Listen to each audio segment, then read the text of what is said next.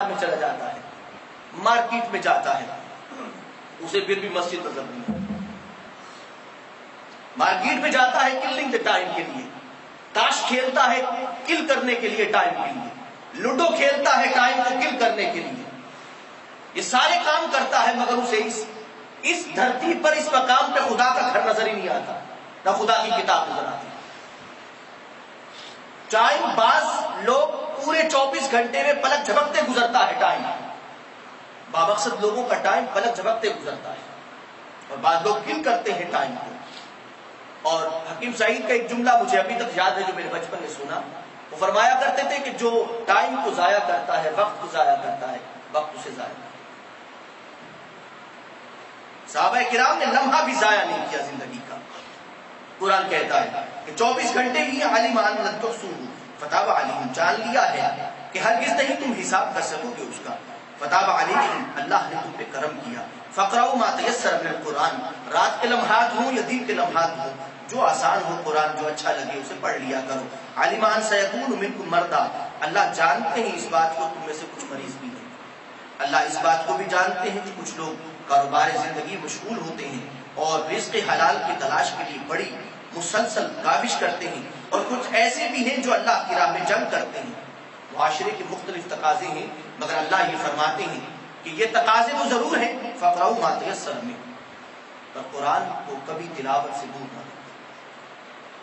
قرآن کو اپنی زندگی سے نہ ہٹانا کبھی۔ دیکھیے قرآن پہلے بھی کہتا ہے جو آسان ہو پڑھ لیجئے، پھر قرآن کہتا ہے یہ ساری باتیں، مریض بھی ہو سکتا ہے، قتال بھی کر سکتا ہے،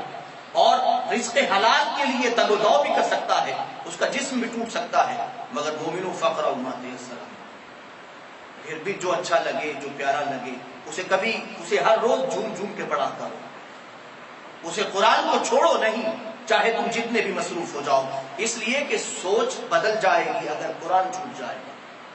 سوچ بدلے گی تو زندگی بے کیف ہوگی، بے عبادت ہوگی، اور اگر سوچ بدل جائے گی تو زندگی میں رزق حلال بھی عبادت ہے، قتال بھی عبادت ہے، جہاد بھی عبادت ہے، اور اگر بامقصد انسان ہے تو قرآن کہتا ہے مرض بھی عبادت ہے۔ رسول اللہ صلی اللہ علیہ وسلم نے فرمایا کہ کچھ لوگ بیمار رہیں گے اور اللہ کے پاس جائیں گے،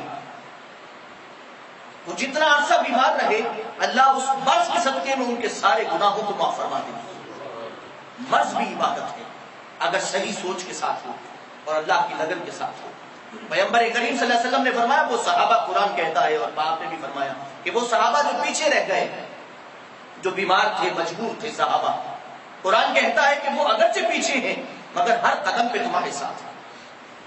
تمہیں جو اجر ملے گا وہی اجر ان صحابہ کو ملے گا۔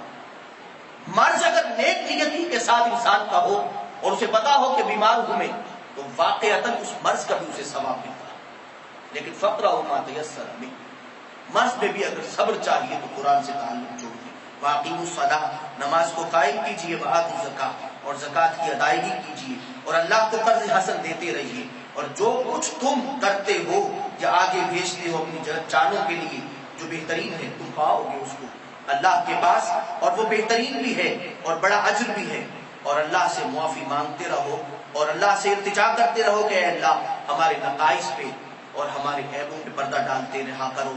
ان اللہ غفور الرحیم، بلا شبہ اللہ تعالیٰ بخشنے والے رحم فرمانے